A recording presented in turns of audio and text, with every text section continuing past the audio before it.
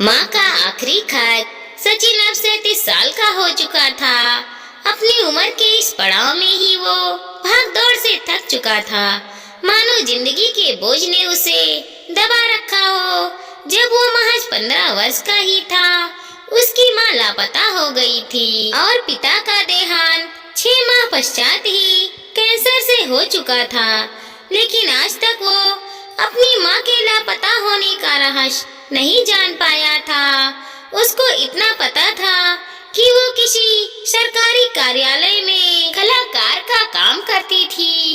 एक दिन वो अपने घर पर बैठे थे तो किसी ने डोरबेल बजाई। उसने दरवाजा खोला तो देखा एक बुजुर्ग स्त्री बाहर खड़ी है। उसने पूछा कि आप कौन हैं?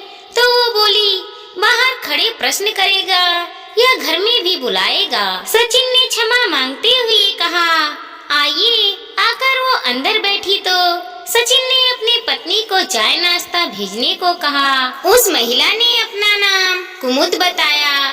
वो बोली, मैं तुम्हारी माँ के साथ काम करती थी। सचिन बोला, लेकिन मैंने तो आपको कभी नहीं देखा। वो बोली, जब तुम काफी छोटे थे तब मुझसे मिलते थे। उसके बाद से बस मैं ही तुम्हें जानती हूँ, लेकिन तुम नहीं जानते। आज कैसे आना हुआ? सचिन बोला। कुमुद बोली, तुम्हारी माँ का अंतिम खत लाई हूँ। उसने कहा था तुमको देने के लिए, लेकिन माँ तो 22 साल पूर्व ही लापता हो गई थी। सचिन बोला। कुमुद बोली, यह खत उसने मुझे जाने से पहले दिया था और कहा था तुमको जाकर दूं। सचिन बोला, लेकिन अब क्यों? ये तो आप आकर उसी समय मुझे दे सकती थी। कुमुद बोली, उस समय नहीं दे सकती थी, बाकी सब कुछ इस खत में लिखा है, तुम इसको पढ़ सकते हो। सचिन ने खत पढ़ना शुरू किया।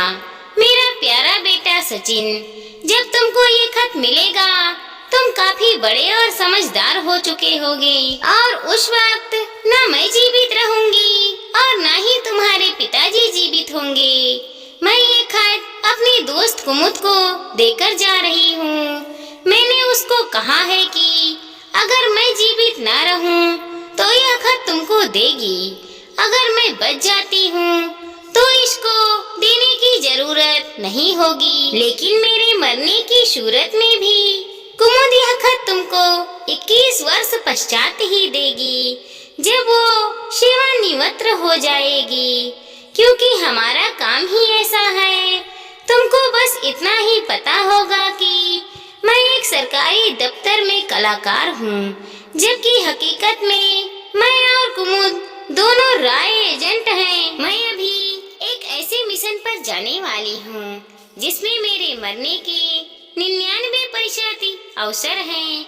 मालूम चला है कि पाकिस्तान कुछ बड़ा हमला प्लान कर रहा है और मुझको उसी का पता करने के लिए पाकिस्तान जाना पड़ रहा है। अब वहाँ से मैं जीवित बचकर आ पाऊंगी या नहीं मुझे नहीं पता। मेरे जाने के कुछ महीने पश्चात ही तुम्हारे पिता भी नहीं रहेंगे, उनको ब्लड कैंसर जो है। फिर तुम अकेले रह जाओगे, हमारे बाद तुम अकेले पड़ जाओगे और कुमुद भी तुमसे मिलने नहीं आ पाएगी, क्योंकि वो भी किसी न किसी मिशन पर बाहर ही रहती है। तुमको किसी तरह अपना ध्यान खुद ही रखना पड़ेगा।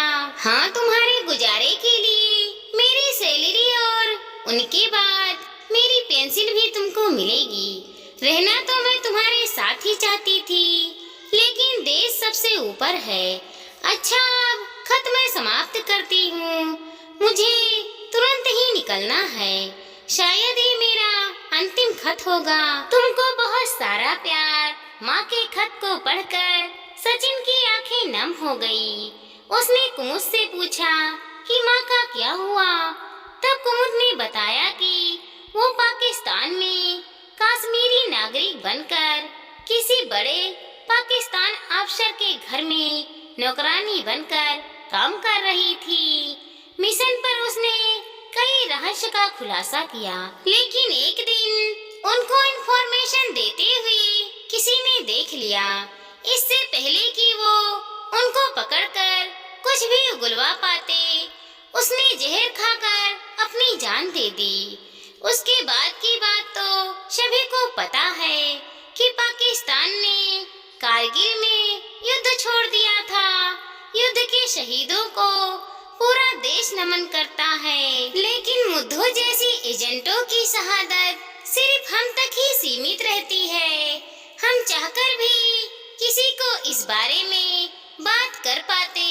इसी कारण आज सेवानिवृत्त होते ही सबसे पहले मैं तुम्हारी माँ का यह अंतिम खत तुमको देने आई हूँ।